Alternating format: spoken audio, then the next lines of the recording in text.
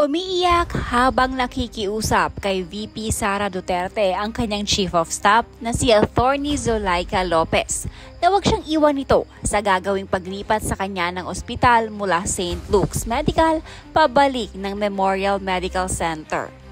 "Huwag mo akong iwan," ito ang paulit-ulit na sinasabi ni Atty. Lopez habang mahigpit itong nakayakap kay VP Sara.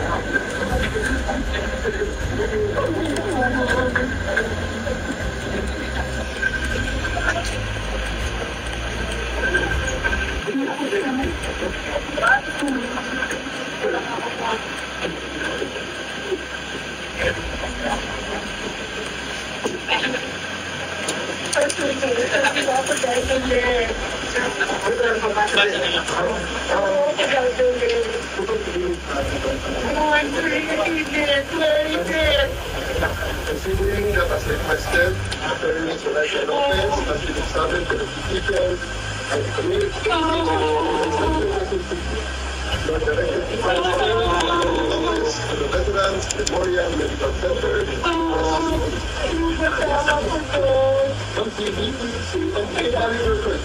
May text tayo galing kay Senator Luna. Sabi niya sa iyo, Luna,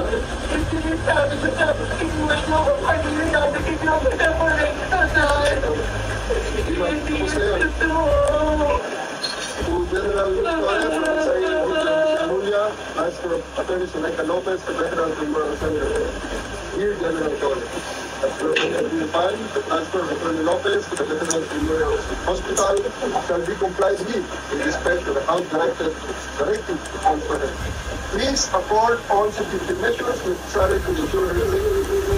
Furthermore, please allow the unfettered access of her personal physician during her confinement.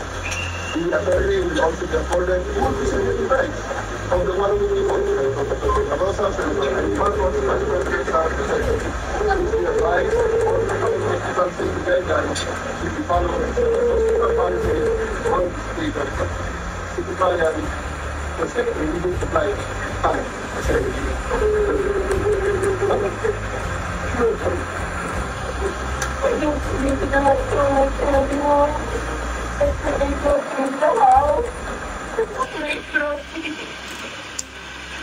Ito, walang witness lang.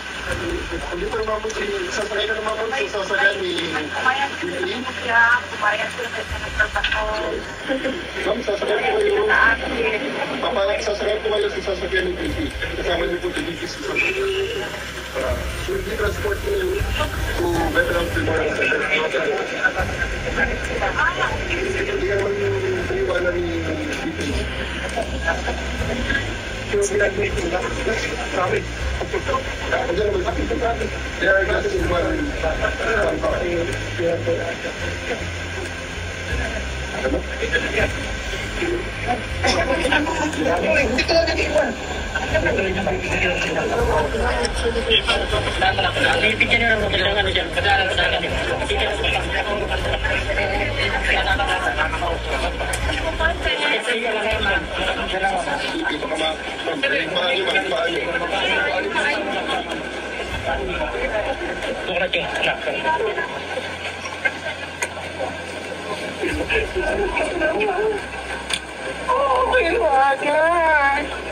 dito kami sa likod mo, mawag kang kalala.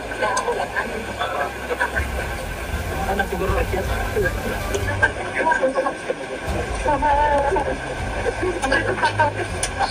Muna ako ha. Next. Atras muna, atras. Atras lagi mo, nag-atras mo.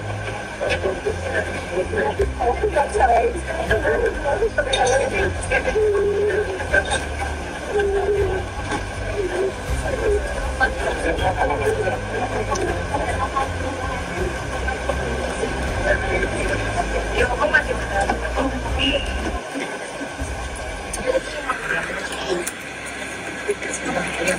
Pamakin mo yan, oh. Pamakin mo yan.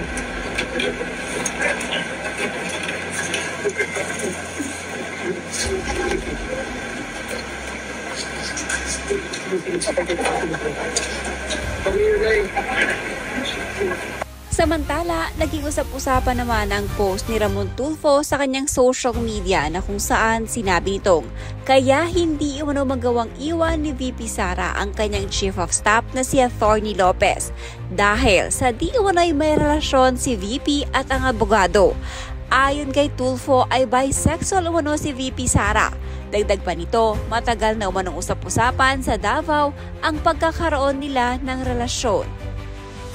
Bakit ayaw iwanan ni Vice President Sara Duterte ang kanyang Chief of Staff na si Zulaika Lopez sa Batasang Pambansa Detention Facility?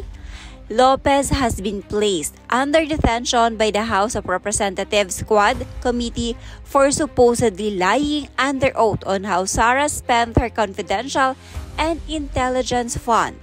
Sara cares so much for Lopez. She has decided to stay with her at the House jail, leaving Congressman puzzled. Gusto ba talaga ninyong malaman? Okay, ito ang sagot. Si Sara at Zulaika ay matagal na magkasintahan. Di ba ninyo nahahalata? Sara is a dyke or lesbian, tomboy or AC/DC siya. Pwedeng lalaki at sa babae. Siya ay bisexual. Matagal nang alam ng mga taga Davao ang relasyon ni Sara at Zulaika. Pagpapatuloy pa ni Ramon Tulfo ay kung wala umanong involved na pera ng taong bayan, wala naman daw sana siyang pakialam sa relasyon ni VP Sara at Atty. Lopez. Kung wala lang sanang involved na pera ng taong bayan at di sila public officials, ay wala tayong pakialam sa relasyon ni na Vice President Sara at Zulaika Lopez na kanyang Chief of Staff sa Office of the Vice President. Kung hindi sana sila public officials ay walang pakialam ang taong bayan kung nagpopompiyangan sila. We live in a permissive world where a man marries another man and a woman makes love to another woman.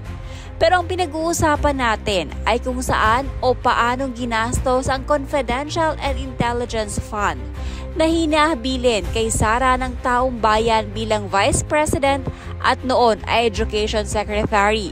The dramatic scene at St. Luke's detracts from the core issue. Where did the CIF go and how was it spent? Sara and Lopez are government officials. By the very nature of their positions, they are like fish in an aquarium. Their every move is subject to public scrutiny.